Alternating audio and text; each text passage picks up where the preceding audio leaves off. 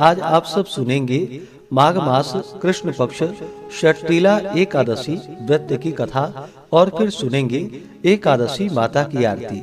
आप सभी भक्तों को षटतिला एकादशी व्रत की ढेर सारी शुभकामनाएं। आप सभी के जीवन में लक्ष्मी नारायण की कृपा से आप सभी को सभी प्रकार के सुख और समृद्धि की प्राप्ति हो। जो भी भक्त सच्ची श्रद्धा के साथ नियम और निष्ठा के साथ षटतिला एकादशी का व्रत धारण करते हैं, इस दिन भगवान विष्णु, माता लक्ष्मी, भगवान श्री कृष्ण, माता एकादशी का पूजन करते हैं, कथा श्रवण करते हैं, भगवान की आरती करते हैं। इससे व्यक्ति के सभी प्रकार के पाप और ताप नष्ट होते हैं। यह व्रत सद्बुद्धि एवं आरोग्यदायिनी एकादशी कहलाती है। इस व्रत के करने से जानते हुए भी किए गए पाप नष्ट हो जाते हैं। इस व्रत के करने वाले को इस दिन तिल स्नान, तिलों से उपटन, तिल हवन, तिलोदक पान, तिलों का आहार तथा तिलदान, यह षट कर्म यानी कि 6 कर्म करने का विधान है। इस व्रत को धारण करने से जन्म जन्मांतरों के पाप नष्ट हो जाते हैं। स्वर्ग में अत्यंत ही आनंददायी सामानों से परिपूर्ण गृह की प्राप्ति होती है तथा दुर्भाग्यता, दीनता और दरिद्रता का नाश होता है। तो आइए सुनते हैं षटतिला एकादशी व्रत की कथा। तो बोलिए प्रेम से भगवान विष्णु की जय, माता लक्ष्मी की जय, एकादशी माता की जय, सर्वदेवी देवता की जय। बहुत समय पहले की बात है। एक बार दालभ्य जी ने प्रजापति ब्रह्मा जी के पुत्र पुलस्त जी से प्रश्न किया कि हे प्रभु, क्या कोई ऐसी भी शक्ति या उपाय है कि जिसके करने से ब्रह्म हत्या करने इत्यादि के कुटिल कर्मों के पापों से मनुष्य सरलता पूर्वक छूट जाए? भगवान, यदि सचमुच ही कोई ऐसा उपाय है तो कृपा कर आप मुझसे कहिए, मेरी सुनने की बहुत ही इच्छा है। पुलस्त जी ने कहा कि हे महाभाग, तुम धन्य हो जो संसार के उपकारार्थ इस प्रकार का तुमने प्रश्न किया है। अस्तु, अब मैं भी तुमको अत्यंत सुंदर, देवताओं को भी दुर्लभ और जो अभी तक प्रकाश में नहीं आया वही पवित्र मनोवांछित फलों को देने वाला यत्न तुम्हारे सामने वर्णन करता हूँ। तुम सावधान होकर सुनो। माघ मास के आरंभ होते ही नित्य कर्मों से निवृत्त हो स्नान आदि कर अपने आप को अत्यंत शुद्ध व पवित्र कर, अपने मन को, आत्मा को शुद्ध कर, अपने इंद्रियों का भी दमन करे और काम, क्रोध, अभिमान, ईर्ष्या, पिशूनता इत्यादि को त्याग करके भगवान का स्मरण करता हुआ पुष्य नक्षत्र में गोमय यानी कि गोबर को एकत्रित कर उसमें तिल एवं कपास मिला कर कंडे पाथे और उनसे नित्य प्रति 108 हवन किया करे। इसी प्रकार जब माघ मास कृष्ण पक्ष की दशमी का दिन आवे, पूर्वाषाढ़ा नक्षत्र हो अथवा मूल नक्षत्र हो, उसमें नियम पूर्वक मन को शुद्ध कर भगवान का पूजन करके और एकादशी के दिन एकादशी का व्रत कर रात्रि में कृष्ण नाम का संकीर्तन करते हुए जागरण करे और दूसरे दिन द्वादशी को भी स्नान कर विधिवत भगवान कृष्ण का चंदन, अगर, कपूर और फूल मालाओं द्वारा श्रद्धा पूर्वक पूजन कर नैवेद्य में खिचड़ी अर्पण करे। आप भी खिचड़ी से ही व्रत का पारण करें तथा भगवान के नाम की स्तुति करता हुआ तिल, गुड़, कुम्हरा, नारियल और सीताफल इत्यादि कृष्णार्पण कर ब्राह्मणों को देवे एवं उनकी स्तुति करे कि हे कृष्ण, आप आर्तहरण, अशरण, शरण दीनों का प्रतिपालन करने वाले तथा अधर्मी का उद्धार करने वाले हैं। हे नाथ, हम संसार रूपी सागर में डूब रहे हैं। हे पुंडरीकाक्ष भगवान, भव भय भंजन, हमारी रक्षा कीजिए। फिर कृष्णार्पण कर ब्राह्मणों को जल से भरे हुए घरों का दान करे, छाता एवं जूता इत्यादि देवे। तिल स्नान कार्य एवं भोजन में अत्यंत ही शुद्ध और पवित्र हो करे। तिल दान करने वाले को तिल के एक खेत में जितना तिल उत्पन्न होता है उतने वर्ष पर्यंत स्वर्ग में निवास करने को मिलता है अस्तु तिल स्नान, तिल का उपटन, तिल का भोजन और तिल का दान यथाशक्ति अवश्य ही करनी चाहिए। तब दालभ्य जी ने कहा कि भगवान, इस कृष्ण षटतिला एकादशी के व्रत से कैसा फल मिलता है और कब कब किस किस को मिला है, इसकी एक आख्यायिका का भी आप वर्णन कीजिए तो आपकी बड़ी कृपा होगी। पुलस्त जी ने कहा कि हे ब्राह्मण, किसी समय मृत्यु लोक में एक ब्राह्मणी रहती थी। वह सदैव ही धर्म में रत रहा करती थी और व्रतों में अत्यंत अनुरक्त रहा करती थी। प्रायः ही प्रतिदिन कोई न कोई व्रत करती रहती थी, मगर कभी स्वप्न में भी दान नहीं दिया था। उसकी ऐसी दशा देखकर भगवान श्री कृष्ण ने विचार किया कि इससे कुछ दान करानी चाहिए, क्योंकि बिना अन्न दान दिए इसका निस्तार नहीं होगा। यही सब विचार कर उन्होंने स्वयं भिक्षुक का रूप धारण कर उसके द्वार पर भिक्षा मांगने के लिए पहुँचे।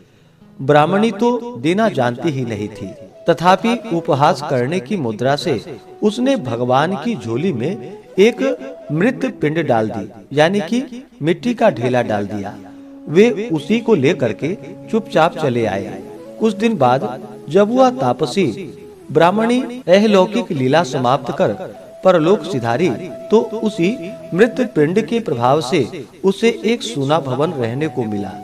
यह तमाशा देखकर वह चकरा गई और दौड़ती हुई भगवान श्री कृष्ण के समीप गई और कहा कि भगवान, यह क्या व्यापार है कि मैंने जन्म भर व्रत और तप कर आपकी आराधना की और आपकी सेवा में यथाशक्ति कोई भी कसर नहीं होने दी, फिर यहाँ पर मेरा यह घर सर्व वस्तुओं से विहीन क्यों है? भगवान श्री कृष्ण ने कहा, तुम अपने घर जाकर अपना किवाड़ बंद कर बैठो। जब तुम्हें देखने के लिए अप्सराएं आएंगी, देवांगनाएं आवे, तो तुम अपना किवाड़ मत खोलना।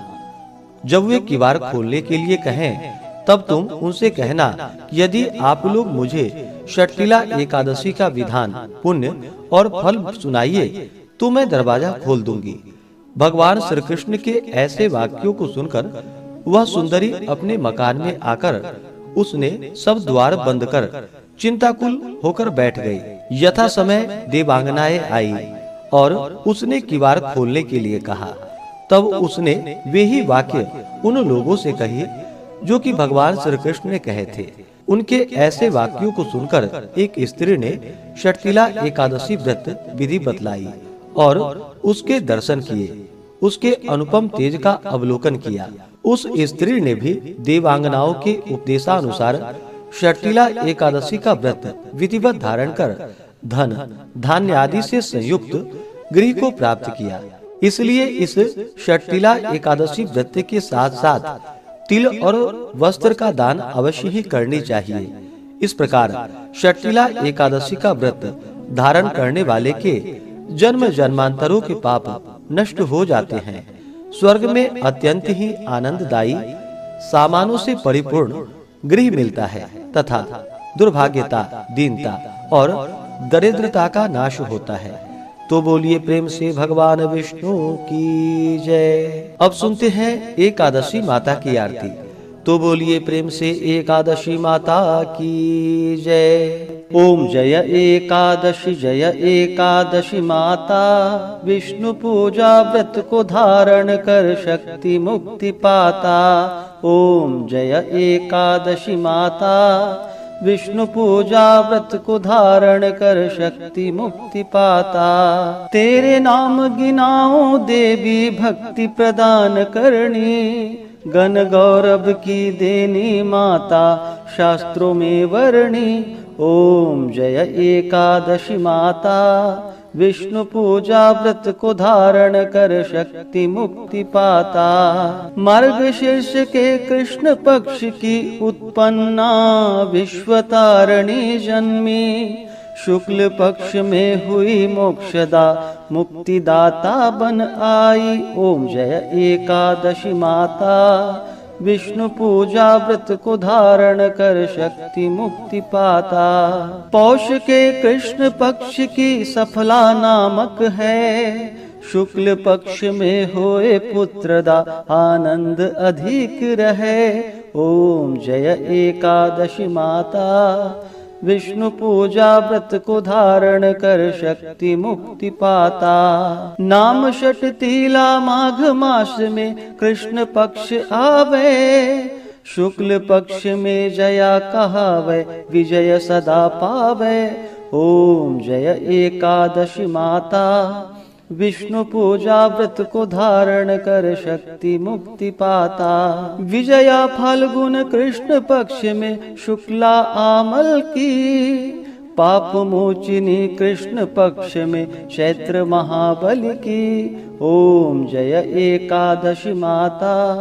विष्णु पूजा व्रत को धारण कर शक्ति मुक्ति पाता। चैत्र शुक्ल में नाम कामदा धन देने वाली, नाम वरुथिनी कृष्ण पक्ष में वैशाख माह वाली। ओम जय एकादशी माता। विष्णु पूजा व्रत को धारण कर शक्ति मुक्ति पाता। शुक्ल पक्ष में होए मोहिनी अपराज्येष्ठ कृष्ण पक्षी, नाम निर्जला सब सुख करणी शुक्ल पक्ष रखी। ओम जय एकादशी माता। विष्णु पूजा व्रत को धारण कर शक्ति मुक्ति पाता। योगिनी नाम आषाढ़ माह में जानो कृष्ण पक्ष करणी, देव शयनी नाम कहायो शुक्ल पक्ष धरणी। ओम जय एकादशी माता। विष्णु पूजा व्रत को धारण कर शक्ति मुक्ति पाता। कामिका श्रवण मास में आवे कृष्ण पक्ष कहिए, श्रवण शुक्ल में होए पवित्रा आनंद से रहिए। ओम जय एकादशी माता। विष्णु पूजा व्रत को धारण कर शक्ति मुक्ति पाता। अजा भाद्रपद कृष्ण पक्ष की परिवर्तिनी शुक्ला, इंद्रा अश्विनी कृष्ण पक्ष में व्रत से भव सागर निकला। ओम जय एकादशी माता। विष्णु पूजा व्रत को धारण कर शक्ति मुक्ति पाता। पापांकुशा है शुक्ल पक्ष में आप हरणहारी, रमा मास कार्तिक में आवे सुखदायक भारी। ओम जय एकादशी माता। विष्णु पूजा व्रत को धारण कर शक्ति मुक्ति पाता। देवोत्थानी शुक्ल पक्ष की दुखनाशक मैया, पावन मास में करो विनती पार करो नैया। ओम जय एकादशी माता। विष्णु पूजा व्रत को धारण कर शक्ति मुक्ति पाता। परमा कृष्ण पक्ष में होती जन मंगल करणी, शुक्ल मास में होए पद्मिनी दुख दारिद्र हरणी। ओम जय एकादशी माता। विष्णु पूजा व्रत को धारण कर शक्ति मुक्ति पाता। जो कोई आरती एकादशी की भक्ति सहित गावे, जन गुरुदिता स्वर्ग कवासा निश्चय ही पावे। ओम जय एकादशी माता। विष्णु पूजा व्रत को धारण कर शक्ति मुक्ति पाता। ओम जय एकादशी माता। विष्णु पूजा व्रत को धारण कर शक्ति मुक्ति पाता। हाँ, शक्ति मुक्ति पाता। तो बोलिए प्रेम से एकादशी माता की जय, भगवान विष्णु की जय, माता लक्ष्मी की जय, सर्वदेवी देवता की जय।